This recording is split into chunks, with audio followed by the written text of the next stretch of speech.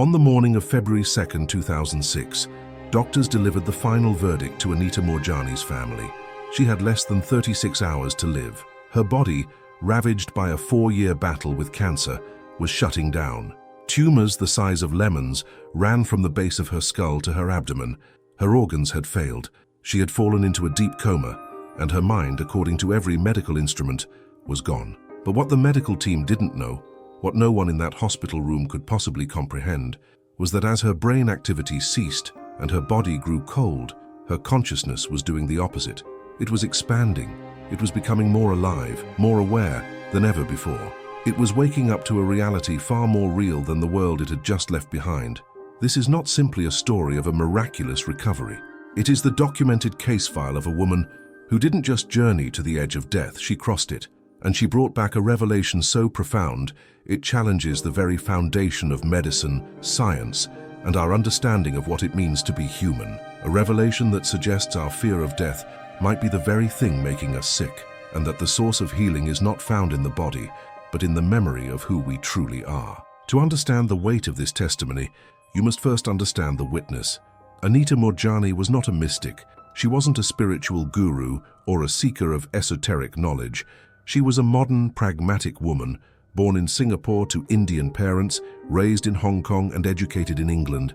Her life was a crossroads of cultures, a constant navigation between Eastern traditions and a Western, results-oriented mindset. She was grounded, practical. She built a career in the corporate world, and for 4 years, she fought cancer with everything modern medicine had to offer.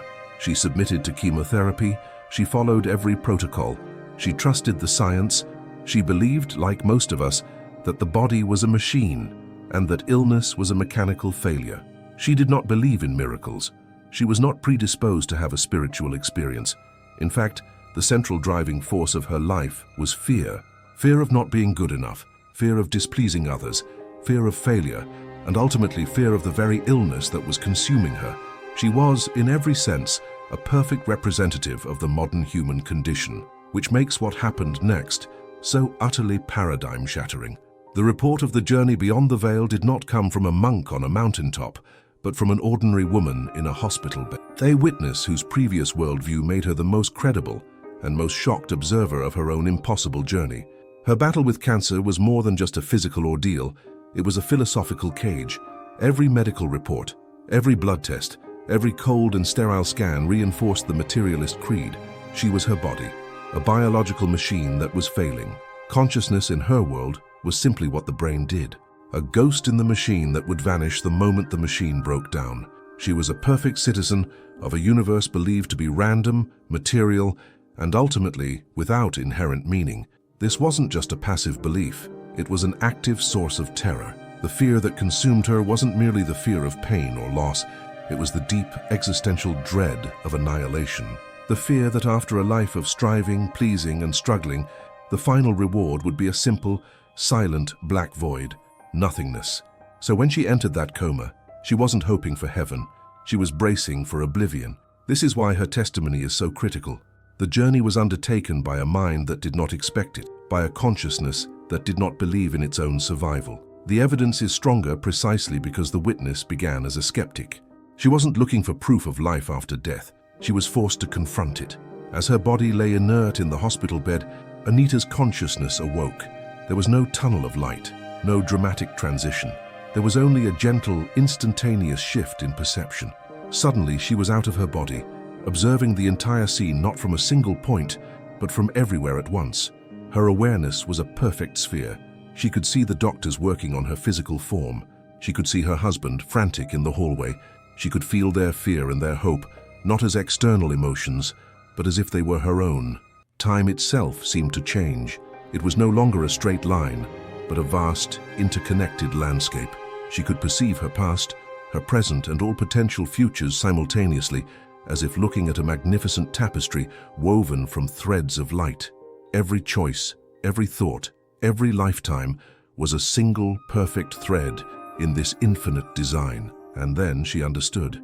In this state of heightened clarity, she was shown the source of her illness. It wasn't genetic, it wasn't environmental. It was the direct physical manifestation of her own life force, turned against itself. Every moment of fear she had ever experienced, every time she had suppressed her own truth to please others, every instance of self-criticism had acted like a knot in the flow of her energy. The cancer was not a foreign invader. It was her own magnificent life energy, dammed up by decades of fear, finally erupting into a physical form. In that realm, she was reconnected with her father, who had passed away years earlier. He wasn't there to guide her, but to share in this state of perfect love. And through him, she understood the first great law of the universe. You are not separate. You are an immortal and magnificent piece of God, of the source, of the universe itself. You are not in the universe. You are the universe experiencing itself. And with that single earth-shattering realization, the fear that had defined her entire life simply dissolved. This realm was not a place of judgment. There was no karmic ledger, no tally of rights and wrongs. The concept was revealed to be a human invention, a pale shadow of a far more elegant truth. The life review she experienced was not a film of her actions played back to her. Instead, she became every person she had ever interacted with. She felt the joy she had given, not as a memory but as her own direct experience, and she felt the pain she had caused, not as a punishment, but with a profound and compassionate understanding of the fear that had motivated her actions. It was a universe governed not by judgment, but by perfect empathy. And in this state of total clarity, she saw the cosmic irony. She had spent her entire life trying to earn love, to be worthy of it, to prove herself. But from this perspective, she understood that her very essence was unconditional love. Trying to earn it was like a wave in the ocean trying to become wet.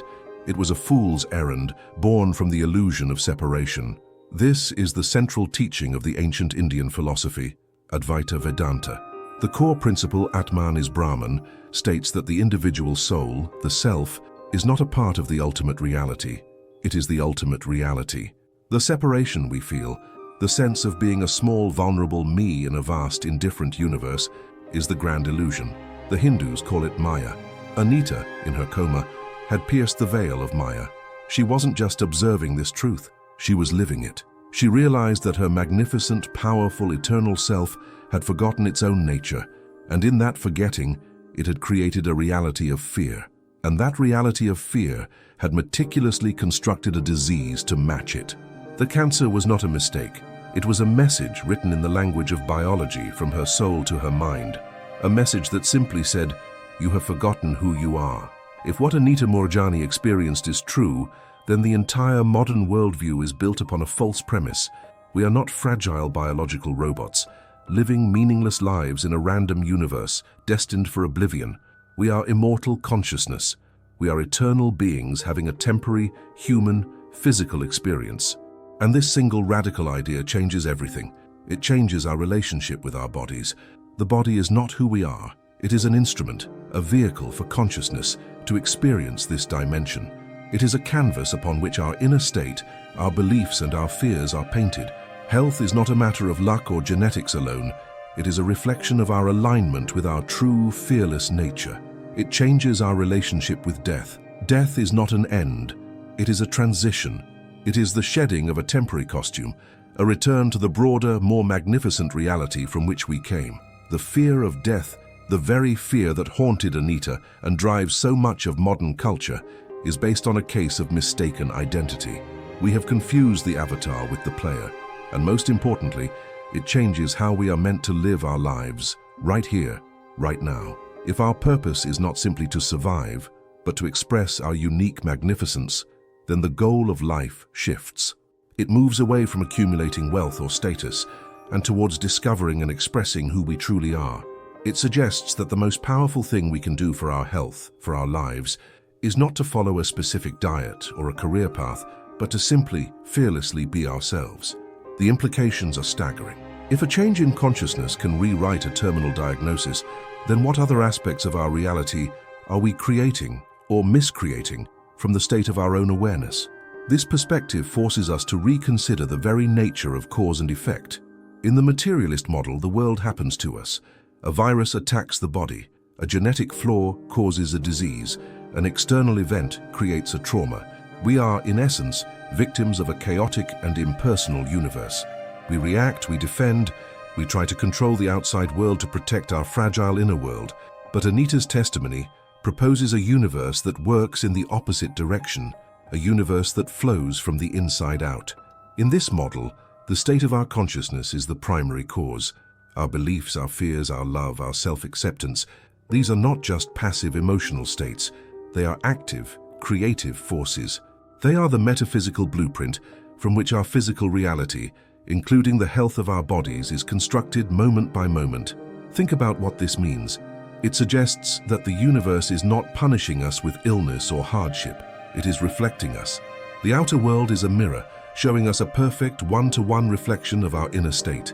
If you live in a state of constant low-grade fear, as Anita did, the universe will faithfully reflect that fear back to you in the form of challenging circumstances and eventually a body that begins to break down, not as a punishment, but as a feedback mechanism.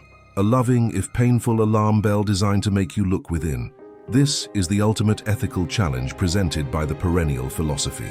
As Swami Vivekananda, the great modern exponent of Vedanta, stated, "We are the creators of our own fate." He did not mean this as a simple platitude about hard work. He meant it as a statement of cosmic law. If this is true, then we are not victims. We are artists who have forgotten that we are holding the paintbrush. The journey of life is not about surviving the painting. It's about remembering our power to create a different masterpiece. For all the clarity Anita Moorjani brought back, there was a boundary, a point beyond which words and even human concepts collapse. When interviewers would press her to describe the ultimate nature of the reality she experienced, to define God or the source, a distinct pattern would emerge in her testimony. She doesn't offer a name. She doesn't describe a form or a bearded figure on a throne. She describes a state of being so overwhelmingly unconditionally loving that it is also, paradoxically, everything else. She calls it a state of magnificence. She explains that in that realm, there is no separation between the creator and the creation.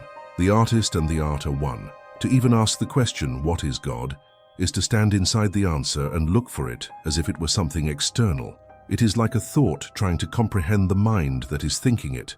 Our language, built for a world of subjects and objects, of this and that, simply breaks down when faced with a reality where everything is one. When asked if she was given the knowledge, she clarifies. The knowledge was not poured into her. It was remembered. She understood that we are all born with this knowledge, this connection to the whole. The process of being human is a process of forgetting, and the journey of the soul is the slow, often painful process of remembering that original magnificence. This is the final, humbling frontier of her testimony. She can hand us a map, she can point the way, but she cannot describe the destination, because the destination is not a place you go to, it is a state you already are. And the only thing preventing us from experiencing it, she insists, is our own belief that we are separate from it. This magnificence she speaks of is not an emotion like happiness, it's the very fabric of existence. Imagine trying to explain the color blue to someone who has only ever seen in shades of gray. You could use metaphors. It is the color of the sky on a clear day, or it is the color of the deep ocean. But the listener would only be mapping your new words onto their old gray reality. They could not truly comprehend blue until they experienced it directly. This is the challenge faced by every mystic, from Plato to Shankara to Swedenborg.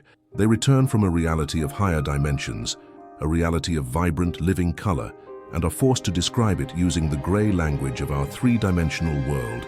The philosopher Plotinus, a foundational figure in Western metaphysics, described the ultimate reality, the One, in similar terms. He stated that the One is beyond all description, beyond being and non-being. Any attempt to define it would be to limit it. The only thing you can do, he argued, is to experience the flight of the alone to the alone, an intuitive, direct union.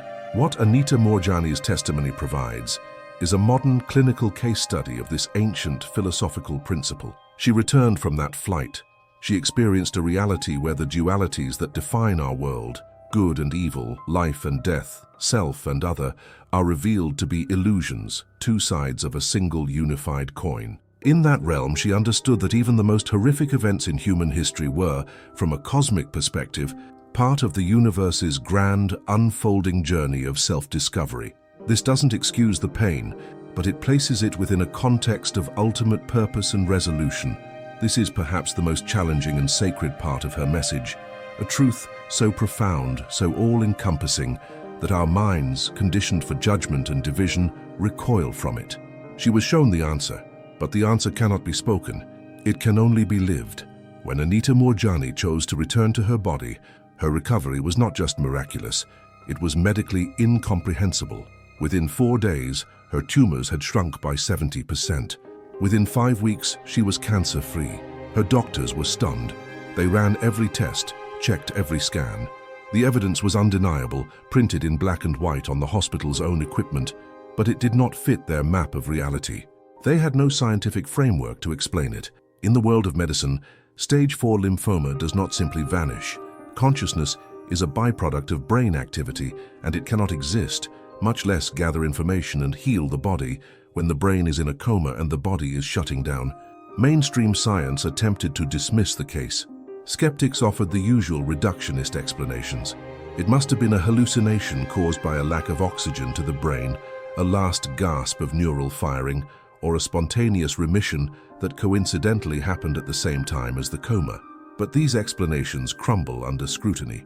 A brain starved of oxygen produces confused, fragmented, and dreamlike states, not the hyper-lucid, coherent, and life-altering experience Anita described. And none of these theories could ever explain one critical, verifiable fact. How did she know about the specific conversation between her doctor and her husband that took place down the hall, outside of her range of hearing, while she was comatose? This single piece of veridical perception, information proven to be true that was acquired outside the normal senses, is the rock upon which the hallucination theory shatters. The barrier was never the evidence. The evidence was clear. The barrier was the paradigm. Her case reveals a fundamental truth about science. It is not an objective observer of reality. It is a system of belief, a map. And when a piece of reality appears that is not on the map, the system's first instinct is not to redraw the map, but to deny the existence of the new territory. Anita's healing wasn't a medical anomaly. It was a message that our current medical map is tragically incomplete. It's missing the most important continent of all, the role of consciousness itself. Let's be clear about the scientific challenge here. It is monumental. The materialist paradigm, which has dominated scientific thought for centuries, rests on a single core assumption. Matter is primary, and consciousness is a secondary phenomenon that emerges from complex matter, specifically the brain. This model is incredibly successful at explaining the physical world. It has given us modern medicine, technology, and engineering, but it has one glaring, catastrophic blind spot: consciousness itself. Cases like Anita Moorjani's, or the thousands of similar near-death experiences documented by researchers like Dr. Bruce Grayson and Dr. Pim van Lommel, present a direct, fatal challenge to this core assumption. Think of it like this. The materialist model says that the brain is like a radio receiver that creates the music of consciousness. If you smash the radio, the music stops. End of story. But the data from NDE suggests a different model, a model where the brain is not the creator of the music, but a filter, an antenna, a reducing valve that takes the infinite symphony of cosmic consciousness and limits it, focusing it into the single, narrow channel we call self, so that we can function in this physical reality.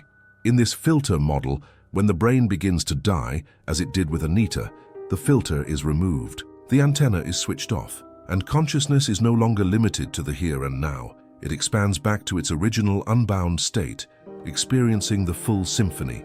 This explains how Anita could be aware of events happening far from her body.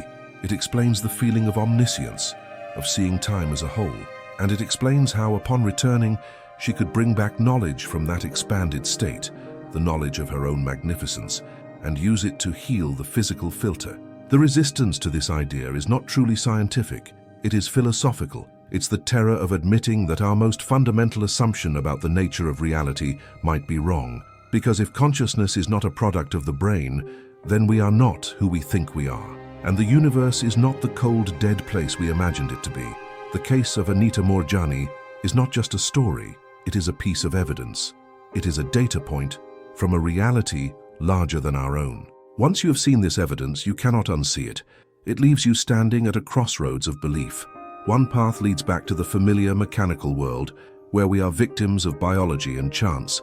The other path leads to a universe that is alive, intelligent, and fundamentally conscious.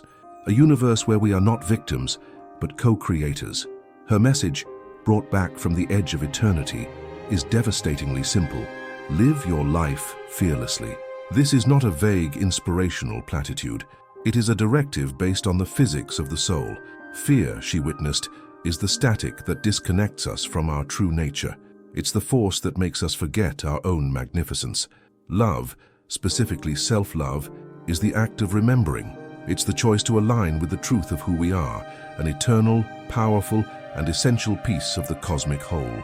The great exploration is not happening in outer space, in telescopes or particle accelerators. The great exploration is happening within. It's the investigation into the nature of the consciousness that is, right now, looking through your eyes and hearing these words.